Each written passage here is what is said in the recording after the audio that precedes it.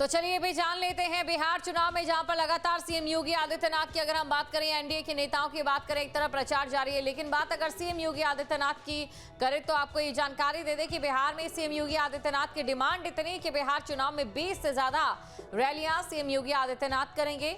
जातीय समीकरण को लेकर बीजेपी का प्लान है। हिंदुत्व एजेंडे से तोड़ने की जो कोशिश में इस समय बीजेपी जुटी हुई है कि जो जातीय समीकरण या फिर जातीय तौर पर बांटने की कोशिश की जा रही है उसे हिंदुत्व के एजेंडे से तोड़ा जाए। सीएम योगी आदित्यनाथ लगातार विपक्ष पर प्रहार कर रहे हैं। बुलडोजर जीरो टॉलरेंस के दम पर मेगा प्रचार होगा। तो बड़ी खबर आपको बता रहे हैं बिहार में जहां पर योगी आदित्यनाथ की डिमांड है। आपको ये जानकारी दे दे, चाहे सीएम योगी आदित्यनाथ के सूबे की हम बात करें तो बुलडोजर कार्रवाई, ये बुलडोजर कार्रवाई का जिक्र आपको देखने को मिलेगा क्योंकि एनडीए लगातार जंगल राज बिहार में खत्म करना है, इसका जो नारा है वो देती रही है। विपक्ष पर जंगल राज को लेकर प्रहार करती रही है। खबर पर अधिक जानकारी के साथ हमारे संवाददाता निखिल हमारे साथ जुड़ चुके हैं। सबसे पहले निखिल के पास हम चलते हैं, निखिल से जानने की कोशिश करते हैं। निखिल, देखिए सीएम योगी आदित्यनाथ की आज जो जनसभाएं या रैलियां रहने वाली है इन 4 विधानसभा सीटों में, किस तरीके से मायने रखती है वहां के जातीय समीकरण को लेकर भी? देखिए, ये जो चारों विधानसभा सीटें हैं वो ऐसी सीटें हैं जो उत्तर प्रदेश के बॉर्डर से सटी हुई हैं। तो ऐसे में जब आप किसी पड़ोसी राज्य की सीट पर जाते हो तो पड़ोसी राज्य में जिस तरह की कानून व्यवस्था है, जिस तरह की सरकार है, उसका इम्पैक्ट वहाँ पर दिखाई पड़ता है। ये बात साफ है कि उत्तर प्रदेश में जब से योगी आदित्यनाथ ने बतौर मुख्यमंत्री शपथ ली है तब से उत्तर प्रदेश में अपराधियों के खिलाफ एक बड़ा एक्शन हुआ है। जिन्होंने सरकारी संपत्तियों को कब्जा किया, उनकी सरकारी संपत्तियों को उनसे वापस लिया गया और वहाँ पर गरीबों के लिए आवास बनाए गए। इसमें बुलडोजर की भूमिका जो दिखी और जिस तरह से ऑर्गेनाइज क्राइम उत्तर प्रदेश में खत्म हुआ, उसका असर बिहार चुनाव में मिलेगा। बिहार चुनाव में बिहार में आप देखें तो बिहार में जो कानून व्यवस्था है वो हरदम एक बड़ा मुद्दा रहती रही है। तो ऐसे में जो उत्तर प्रदेश के बॉर्डर से सटे इलाके हैं वो ये समझते हैं कि उत्तर प्रदेश में जिस तरह से योगी आदित्यनाथ ने कानून व्यवस्था को लेकर काम किया, दरअसल इसी तरह की आवश्यकता बिहार में है। बिहार और उत्तर प्रदेश में पहले एक जैसी व्यवस्थाएं थी। अगर कानून व्यवस्था की बात करें, ऑर्गेनाइज क्राइम, लोग ठेके पर मर्डर करते थे। तो अब जब ये यूपी से पूरी तरीके से कहे तो एक तरह शून्य हो चुका है अपराध से, तो ऐसे में उसका असर बिहार में देखने को मिलेगा। और मुख्यमंत्री योगी आदित्यनाथ की जो शैली है वो लोगों को पसंद आती है। जिस तरह से वो बोलते हैं कि अपराधियों को मिट्टी में मिला दूंगा, अपराधियों के खिलाफ ऐसा एक्शन होगा कि उनकी पुश्तें याद रखेंगी, या बहन बेटियों के साथ जो गलत बर्ताव करेगा वो अगले चौराहे पर लेटा हुआ नजर आएगा, अगले चौराहे पर उसका एनकाउंटर हो जाएगा।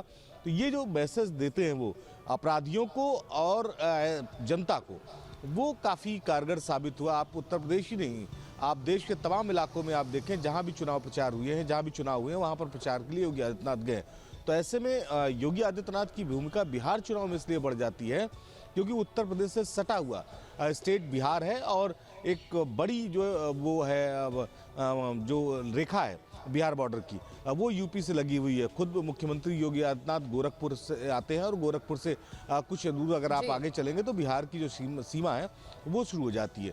तो उसका इम्पैक्ट रहता है। यही वजह है कि जो वहाँ प्रत्याशी चुनाव लड़ते हैं उनकी अगर पहली डिमांड किसी यूपी के किसी बड़े नेता की होती तो उसमें मुख्यमंत्री योगी आदित्यनाथ की होती। प्रधानमंत्री के बाद दूसरी सबसे ज्यादा डिमांडिंग जो नेता है। बिल्कुल निखिल, तो इसलिए जाहिर तौर पर ज्यादा डिमांड है पूरे देश की भी अगर हम बात करें, जहां भी चुनाव होते हैं वहां पर सीएम योगी आदित्यनाथ की, और फिर ये तो बिहार है।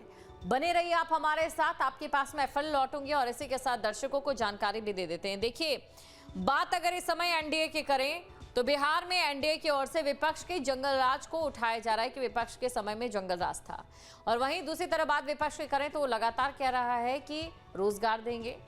अब चलिए जान लेते हैं कि बिहार में योगी की डिमांड हाई है किस तरीके से। देखिए, पिछले चुनाव में 17 जनसभाएं सीएम योगी आदित्यनाथ ने की तो बीजेपी के 74 सीटों वाले इलाकों पर केंद्रित थी और एनडीए ने 125 सीटें जीती जिसमें बीजेपी की 74 सीटें। वहीं योगी की सभाओं वाली 35 सीट पर बीजेपी की जीत हुई है।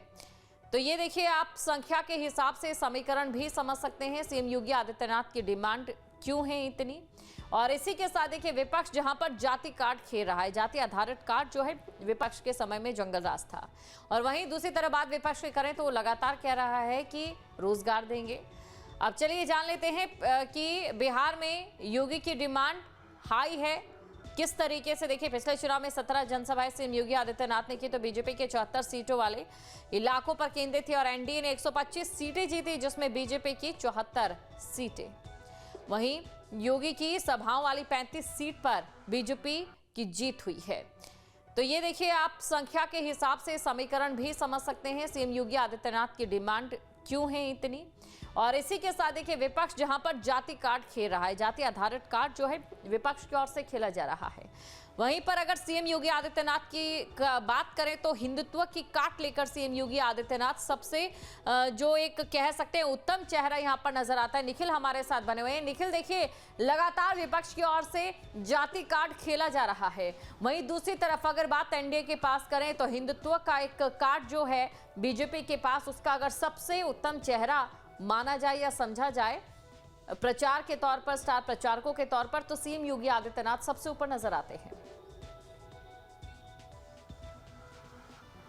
देखिए केंद्र में भाजपा की सरकार बनने के बाद जब उत्तर प्रदेश में पहली बार भारतीय जनता पार्टी की सरकार बनी, अगर हम पिछले कार्यकाल की बात करें मुख्यमंत्री योगी आदित्यनाथ के, तो उनको मुख्यमंत्री बनाए जाने के पीछे ही सबसे बड़ी वजह थी कि जो हिंदुत्व का एजेंडा है भाजपा उसे लेकर आगे बढ़ना चाहती है। हुआ भी ऐसा, बतौर मुख्यमंत्री योगी आदित्यनाथ ने हिंदुत्व का जो एजेंडा था उसको प्रमुखता पर रखा और उसके बाद उसके जरिए लोगों को जोड़ा, अगड़ों को जोड़ा और कोशिश की कि जो अगड़े पिछड़े यानी जो बहुसंख्यक समाज है उसको जोड़ा जाए। हिंदुत्व के नाम पर एक बड़ी संख्या इकट्ठा हुई और लगातार आप देखें चुनाव दर चुनाव सफलता आपको उत्तर प्रदेश में मिलती चली जा रही है। पिछले चुनाव में अगर लोकसभा चुनाव की बात करें तो थोड़ा सा रणनीति में विपक्ष ने बदलाव किया। एक दो मुद्दे थे जिनकी वजह से विपक्ष को कुछ सीटें मिली जो बीजेपी के लिए नुकसानदायक थी। आप अगर हम बात करें तो संविधान को लेकर जिस तरह से विपक्ष ने एक नैरेटिव बनाया, उसके साथ ही जो पीडीएफ फार्मूला था उसको एक नैरेटिव बनाया, तो उसकी वजह से भारतीय जनता पार्टी को नुकसान जरूर हुआ। लेकिन भारतीय जनता पार्टी जो है वो केंद्र में फिर दोबारा सत्ता में आई। अब बीजेपी भी ये समझ चुकी है कि किसी भी स्थिति में जो हिंदुत्व का एजेंडा है वो बना रहना चाहिए। इसमें किसी भी वर्ग के, चाहे वो पिछड़ा हो, चाहे वो अगड़ा हो या किसी वर्ग का हो, तो उसे सरकने नहीं देना। यही वजह है कि मुख्यमंत्री योगी आदित्यनाथ के भाषण में आप देखें तो हिंदुत्व एजेंडे पर रहता है और वो खुलकर भी बोलते हैं इस बात को लेकर।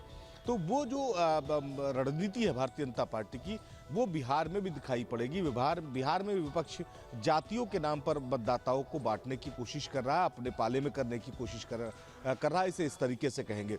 तो अब भारतीय जनता पार्टी का मकसद ये है कि मुख्यमंत्री योगी आदित्यनाथ के जरिए या भाजपा के और ऐसे जो फायर ब्रांड नेता हैं उनके जरिए जो हिंदुत्व का एजेंडा है वो भी बिहार में पूरी तरीके से चलाया जाए।